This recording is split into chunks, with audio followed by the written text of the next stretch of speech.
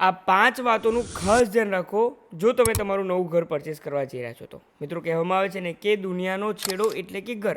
કોઈ પણ વ્યક્તિ પૂરા દિવસ દરમિયાન મહેનત કર્યા બાદ જ્યારે પોતાના ઘરમાં આવે છે તો તે સમય દરમિયાન જો તેને શાંતિની અનુભૂતિ ન થાય, ઘરમાં કલહ-કલેશનું વાતાવરણ હોય કે ઘરમાં માંદગીનું ઘર બની જાય તો તે વ્યક્તિના જીવનમાં અનેકો પ્રકારની તકલીફો ઊભી થાય છે.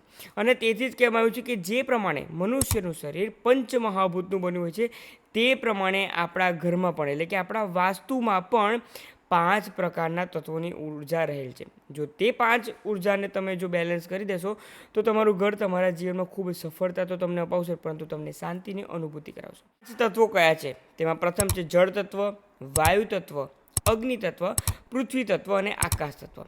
આ 5 તત્વોમાંથી કોઈ પણ એક તત્વ ડિસ્ટર્બ પણ થશે ને તો પણ તમારા જીવનમાં કોઈક ને કોઈક પ્રકારની તકલીફો ચાલ્યા કરતી હશે. તેને બેલેન્સ કયા પ્રમાણે કરવાના છે? બિલકુલ સાધારણ છે અને તે જ હું મારી ચેનલ પર હંમેશા ડિલિવર કરતો હોઉં છું. સૌપ્રથમ જળ તત્વ. જળ તત્વને બેલેન્સ કરવા માટે કે જે ઉત્તર દિશા તરફના ઝોનને રિપ્રેઝન્ટ કરે છે, ઉત્તર દિશા તરફ એક જળનો સ્ત્રોત હોવો ખૂબ જરૂરી છે. કોઈ પણ વોટર રિસોર્સ હશે, જો અંડરગ્રાઉન્ડ વોટર ટેન્ક હશે તો તે પણ તમારા જીવનમાં તમને જળ તત્વને બેલેન્સ કરવામાં મદદ કરશે. વાયુ તત્વ માટે તમારા ઘરના પૂર્વ દિશા તરફ તમારે ગ્રીનરી હંમેશા રાખવી ખૂબ જરૂરી છે, પ્લાન્ટેશન કરવું જરૂરી છે. અગ્નિ તત્વ માટે તમારા ઘરના અગ્નિ ખૂણામાં કોઈ પણ ફાયર સોર્સ કે પછી તમારા ઘરનું કિચન હોવું ખૂબ જરૂરી છે.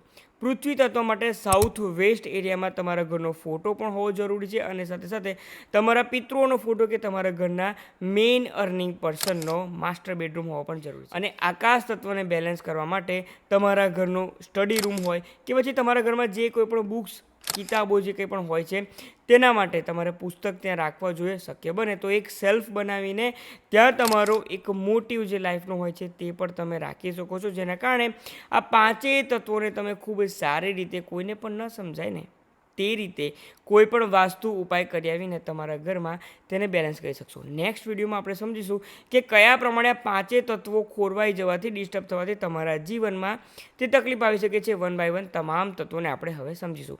તેથી ચેનલને ફોલો કરવાનું અને કમેન્ટમાં હર હર મહાદેવ લખવાનું ન ભૂલશો. આપ સૌમાં રહેલા શિવ તત્વને મારા વંદન. ઓમ નમઃ શિવાય.